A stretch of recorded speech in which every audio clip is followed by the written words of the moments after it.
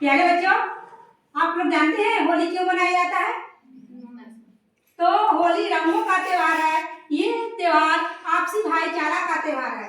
ये त्योहार सभी को एक सूत्र में बांधता है। इसकी होली फाल्गुन मास के पूर्णिमा के दिन मनाया जाता है।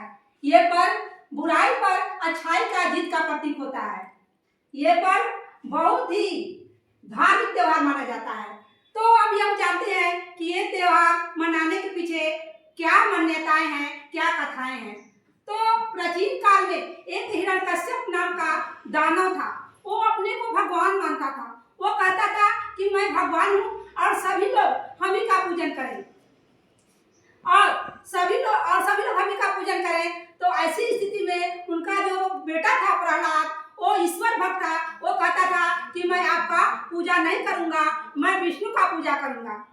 ऐसी स्थिति में अब क्या करते हैं, हिरण्यकश्यप जो है वो उनको अपने बच्चे को मारने का प्रयास करते हैं। बहुत सारे प्रताड़ना देते हैं।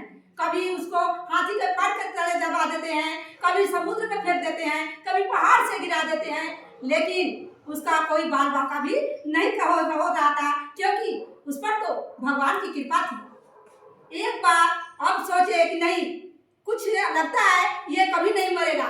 एक उपाय उसने और सोचा।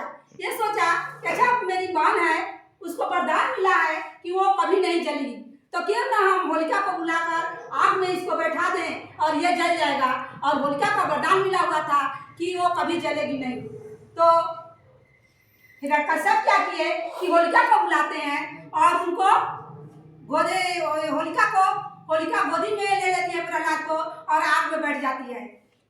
होलिका ही जल गई और प्रहलाद जो का त्यों बच गया, क्योंकि उस पर ईश्वर का कृपा था, भगवान का कृपा था और होलिका जल गई। इसीलिए पहला दिन हम लोग होलिका मनाते हैं कि वह बुराई का प्रतीक है, और दूसरे दिन हम लोग प्रहलाद जीवित हो गया, ईश्वर भक्त था और अच्छाई का प्रतीक था। तो इसीलिए हम लोग दूसरे दिन रंग अबीर और बहुत हर्षोल्लास के साथ होली मनाते हैं।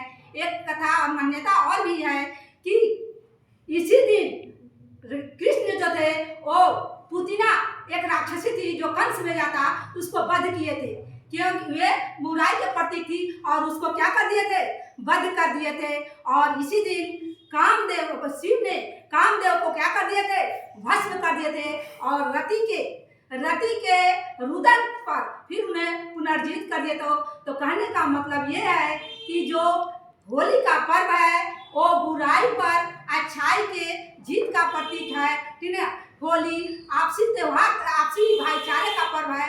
हम लोग होली हर्षोल्लास के साथ मनाते हैं। सभी हम लोग एकता के सूत्र में बंधे हैं। धन्यवाद।